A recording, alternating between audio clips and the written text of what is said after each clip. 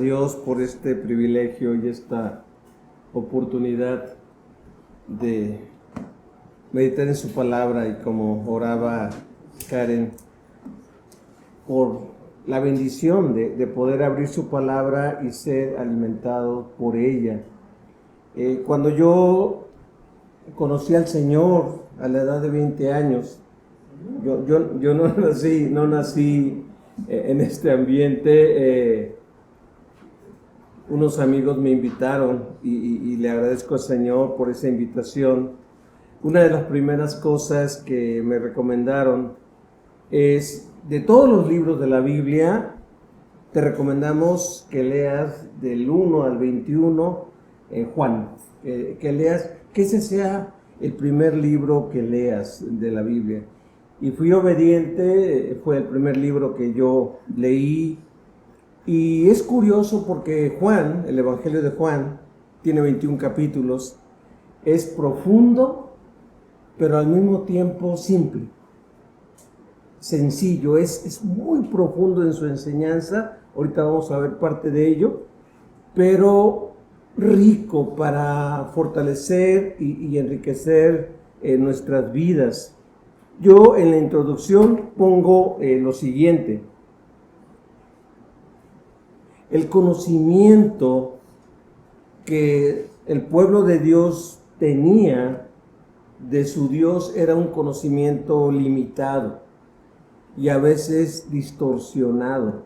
Es triste que la gente creía en Dios, pero en un Dios con el que no se podía uno relacionar, o un Dios que la gente tenía que luchar y desgarrarse con tal de merecer su amor o recibir su amor.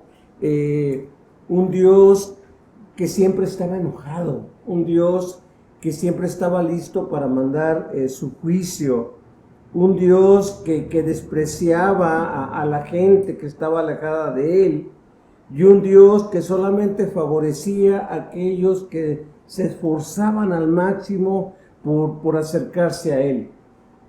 Viene Jesucristo y desbarata todos esos patrones y trae la revelación correcta de Dios, la revelación plena de Dios. Ahora, eso no significa que contradijera las enseñanzas del Antiguo Testamento, sino más bien las viene a enriquecer, a aclarar y completar en ese aspecto. Pudiéramos decir que la revelación de Dios del Antiguo Testamento era una revelación incompleta, porque hacía falta que llegara el Hijo, el Mesías, a revelarnos al Padre, este Hijo de Dios lleno de gracia y de verdad, como lo dice la Reina Valera 60. Vamos a ver, la Biblia en este primer capítulo de Juan nos empieza a decir que Él es la razón de todo. Jesucristo es la razón de todo. Y como lo dice después Colosenses, Él es todo en todos y todo fue hecho para Él. Todo fue hecho por Él, pero al mismo tiempo todo fue hecho para Él. Y esto es maravilloso de la revelación. Por eso yo a este mensaje, hablando de los misterios de Dios, hablando de las cosas que no se pueden entender a primera vista o en el primer escudriño, en la primera investigación, quiero hablar este día acerca de la eternidad del Hijo. Hay gente, y lo vamos a entender durante el mensaje, hay gente que escucha de Jesucristo y le cuesta trabajo creer en Jesucristo. Uno que ya cree, uno que ya tuvo la gracia de creer en Él, muchas veces luchamos pensando por qué la gente no cree en Él. Y este pasaje nos lo dice, ¿no? Entonces, hablando de estos misterios que dependiendo del Espíritu Santo podemos entender, vamos a hablar el día de hoy acerca de la eternidad, y va incluido ahí la divinidad del Hijo. Es decir, Jesús el Hijo, Jesucristo, el Hijo, es Dios y es eterno en ese aspecto. Vamos a ver tres pensamientos. El primer pensamiento es el siguiente. Juan 1, del 1 al 4, nos habla de la afirmación de su divinidad. Y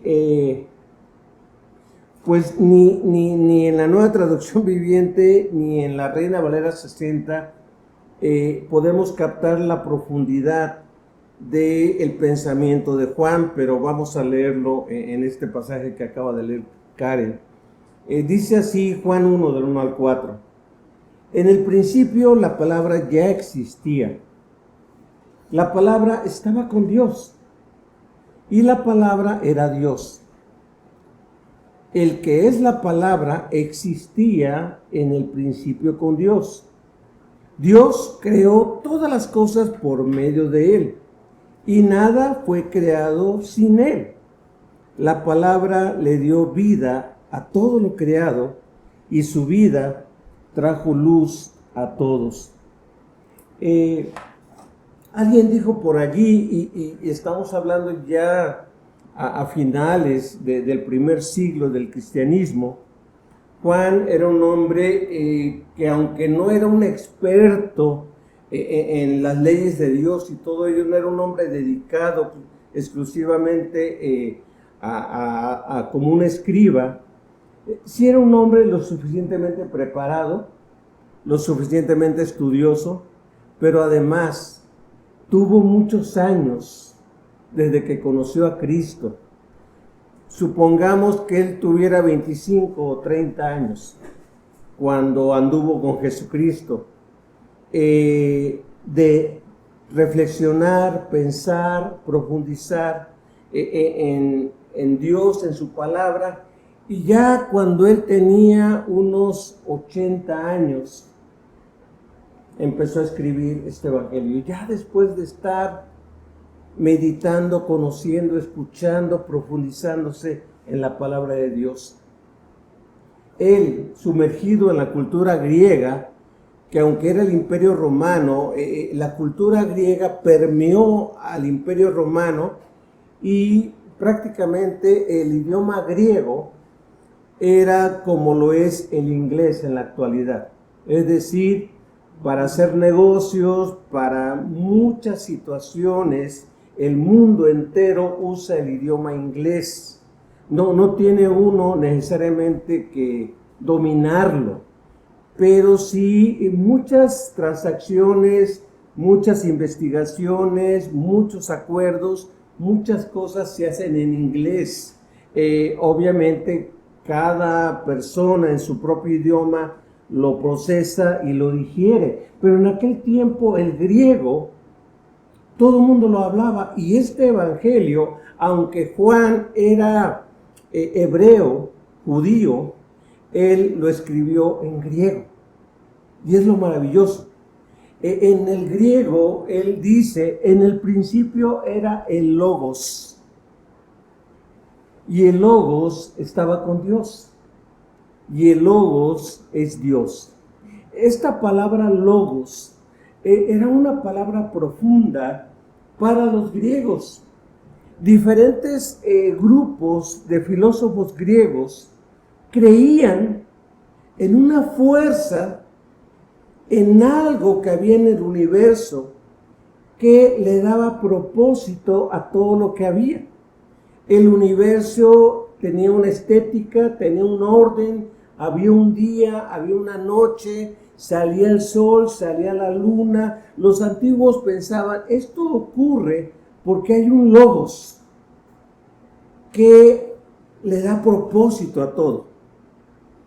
Este Logos hace en un momento dado que llueva, que luego haya sol, que la tierra produzca fruto. Ellos pensaban en algo impersonal y pensaban que este Logos le daba propósito a la vida.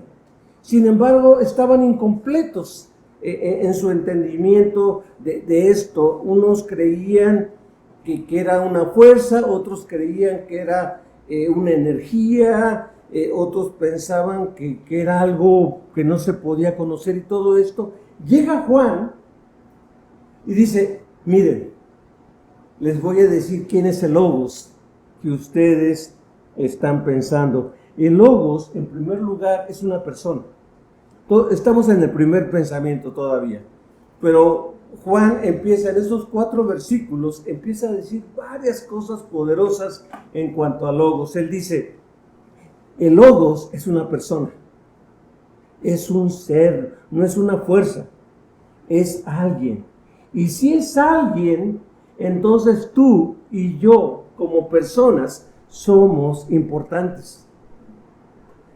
Nuestras vidas no van a la deriva, nuestras vidas no son un accidente, nuestras vidas no están abandonadas a la suerte, al azar. Las cosas que suceden en tu vida y en mi vida, hay una persona que no solamente tiene conocimiento de esas cosas, sino que controla, dirige y va guiándolas al cumplimiento de un propósito. Entonces dice, es una persona. El logo es una persona. Entonces los griegos empiezan a escuchar, es una persona. Sí, y no nada más es una persona, sino que esta persona es Dios. Estaba con Dios y el Logos es Dios. Dios es el que le da sentido a la vida. Dios es el que sostiene todas las cosas. Dios hace que esto no se vuelva un caos, sino que Él tiene un orden. Y Él hace que después de primavera venga verano. Y después de verano venga otoño. Y después venga invierno, y no se queda en el invierno, vuelve a haber primavera. Este Logos es Dios que controla todas las cosas. Nuestras vidas no son una serie de acontecimientos desconectados.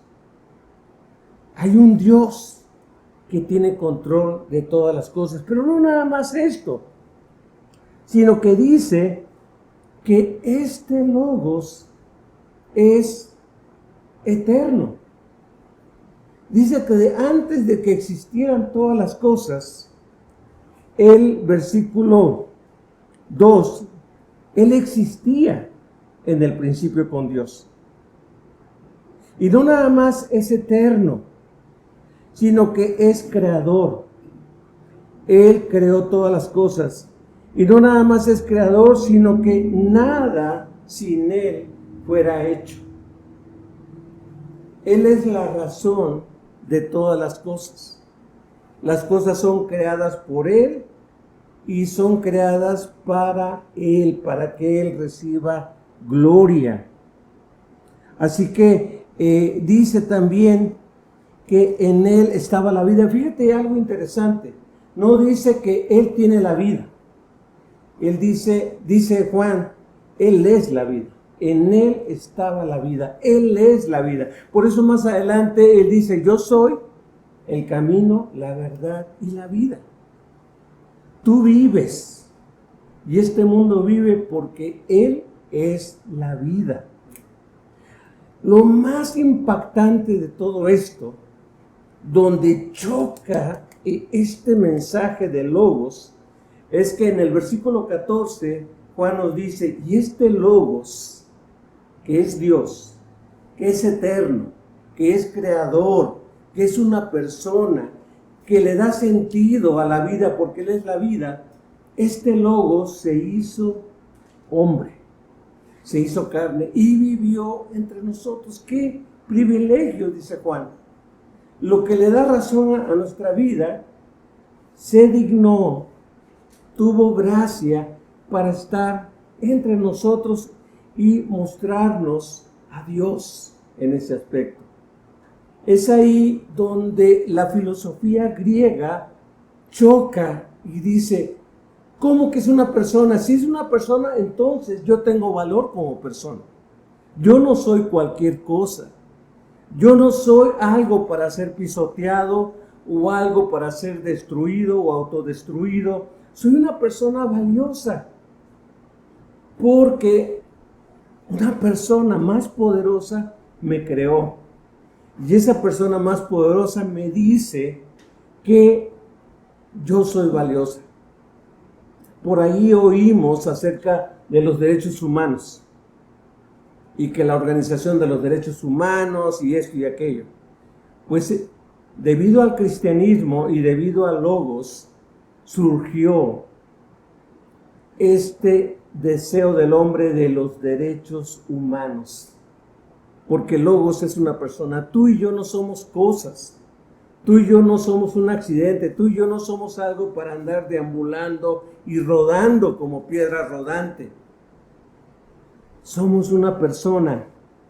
Y somos personas que valemos por el Logos. Así que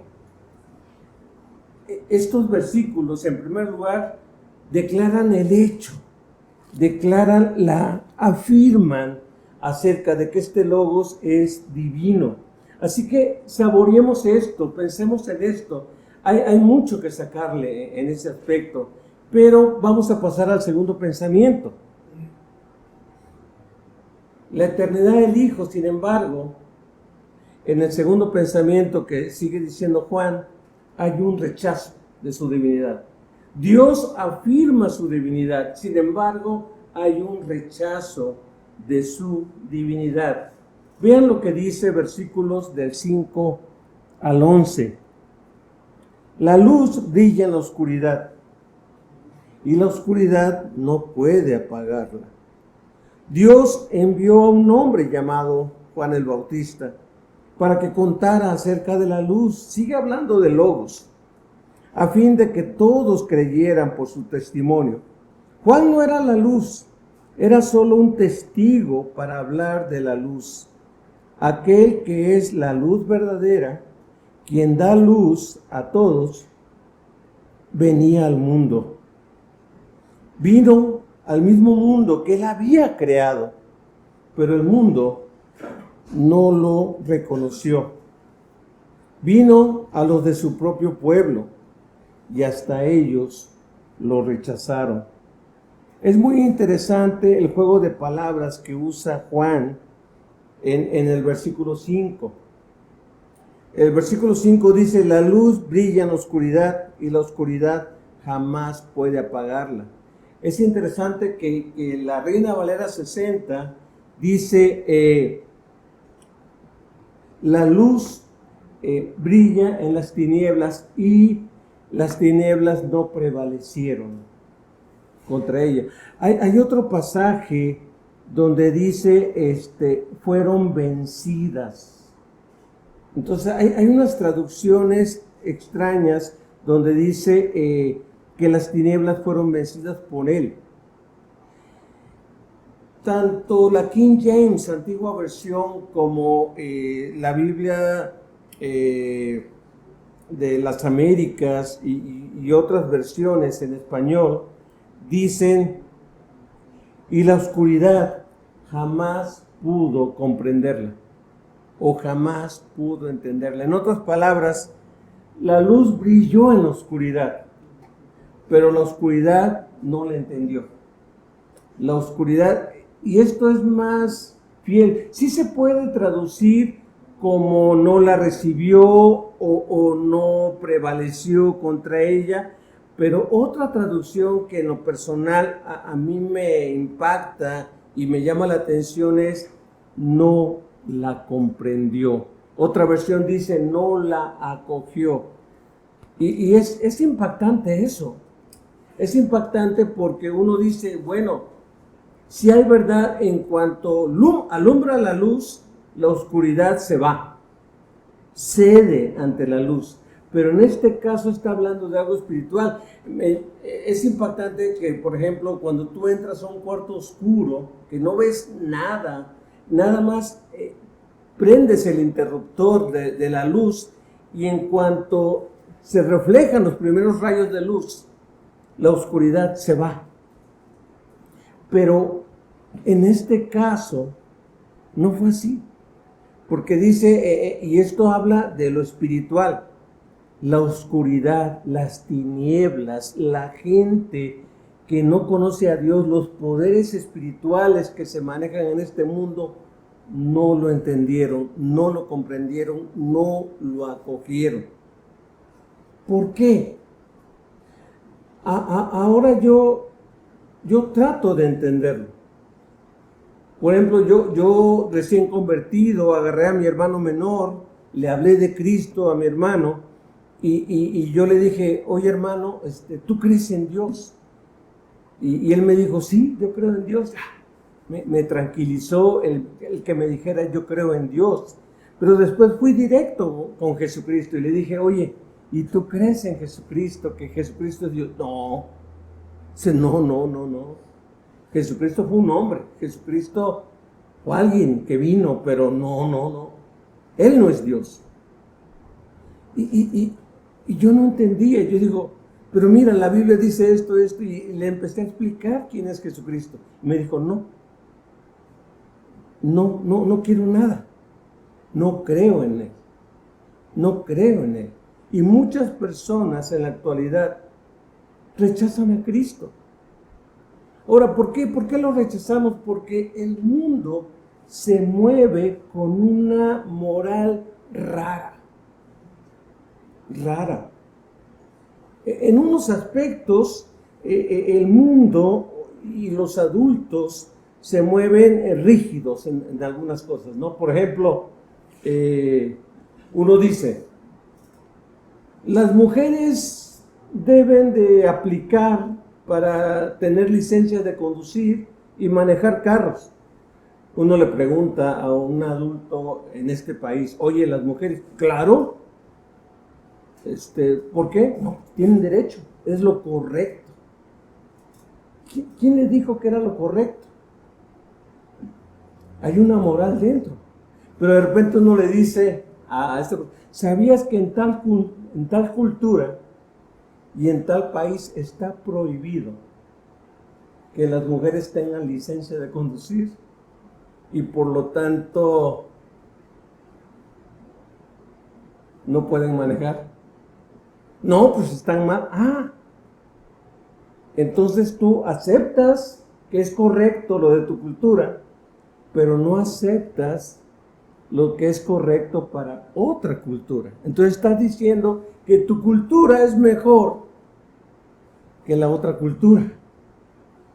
Entonces, hay personas que manejan ciertas cosas de decir, esto es correcto y esto es incorrecto. Pero de repente nos dicen lo siguiente, pero ¿sabes qué? No puedes obligar a los demás a creer como tú. Entonces uno dice, oye, pero si para ti esto es correcto y esto es lo que se debe de hacer, ¿por qué no le puedes decir a otra persona que es correcto que haga esto? No, tienes que respetarlo. Entonces nuestra moral es rara, es extraña. A veces decimos, no, si ellos quieren llevar así su matrimonio, allá son ellos. Oye, pero ¿tú lo haces? No lo hago. ¿Por qué? Porque no es correcto. Entonces, ¿por qué no compartes? ¿Por qué no dices? Porque a la gente le cuesta trabajo aceptar que haya alguien que venga y diga, esto es lo correcto. Jesucristo vino y Jesucristo dijo, esto yo les digo, esto yo les enseño, esto yo les mando. Y dice la Biblia, y las tinieblas no lo siguieron, no lo recibieron. Y es impactante porque uno dice, ¿cómo? El versículo 11 dice que a su pueblo vino gente recta, gente muy seguidora de la ley, gente muy estricta en lo que es correcto e incorrecto. Sin embargo, ni esa misma gente que se jactaba de seguir lo correcto fue capaz de rendirse a la luz verdadera. ¿Por qué? Porque era gente religiosa. Así que es triste reconocer esto, pero mientras vivamos en un mundo caído, en un mundo en tinieblas, en un mundo que rechaza la verdad, en un mundo que no se somete a la palabra de Dios, la gente va a seguir rechazando a Cristo. La gente va a seguir rechazando al Señor en su divinidad, de que Él es Dios. Nos podrán decir, Él fue un buen maestro, Él fue un revolucionario, en mi tiempo decían, Él fue un hippie y nada más, pero la gente le cuesta trabajo decir, Él es Dios. Porque al decir y reconocer Él es Dios, entonces me debo de someter a Él. Entonces debo de hacerle caso. Jas McDowell y antes de él, C.S. Lewis, él decía,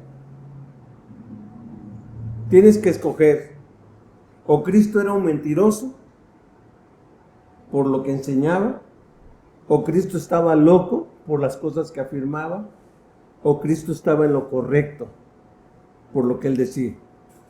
Entonces la gente decía, bueno, mentiroso no, porque es una persona honorable, una persona recta que vivió y que pisó este mundo. ¿Estaba loco?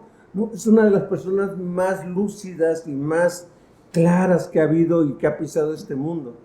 Entonces, si no estaba loco, ni era un mentiroso, entonces Jesucristo lo que dijo y enseñó es verdad. Y si es verdad lo que Él dijo y enseñó, entonces tú y yo estamos en un problema.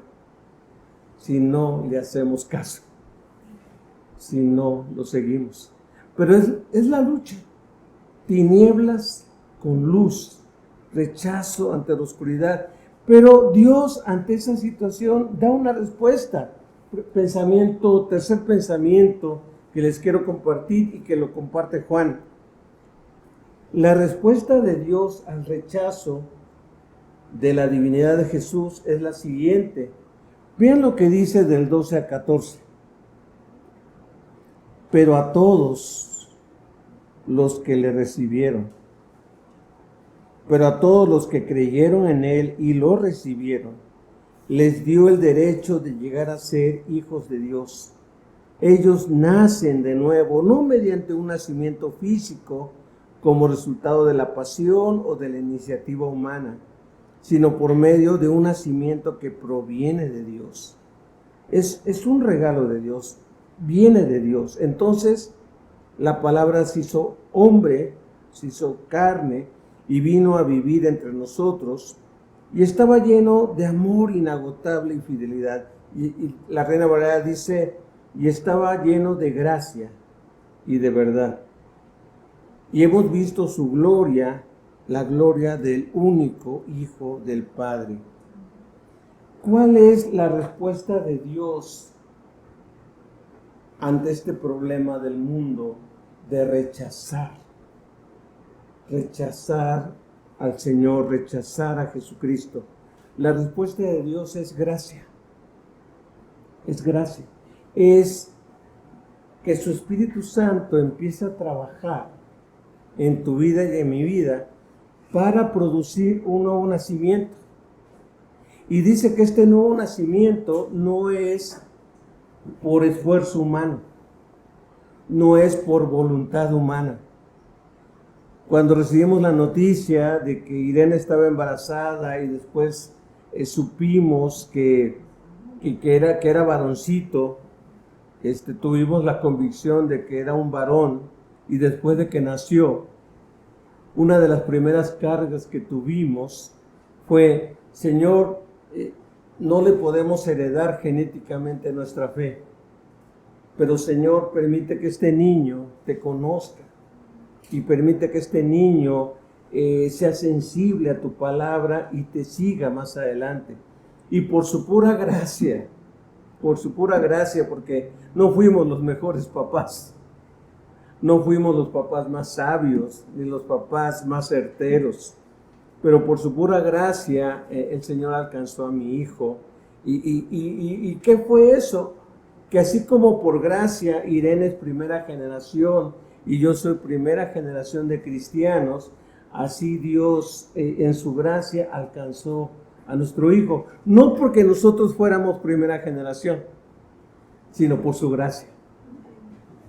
Y estamos orando que nuestra nieta sea la siguiente generación, junto con sus hermanitos, si Dios le permite tener hermanitos, de continuar manifestando la gracia de Dios en su vida, así como debe pasar con cada una de nuestras familias en ese aspecto.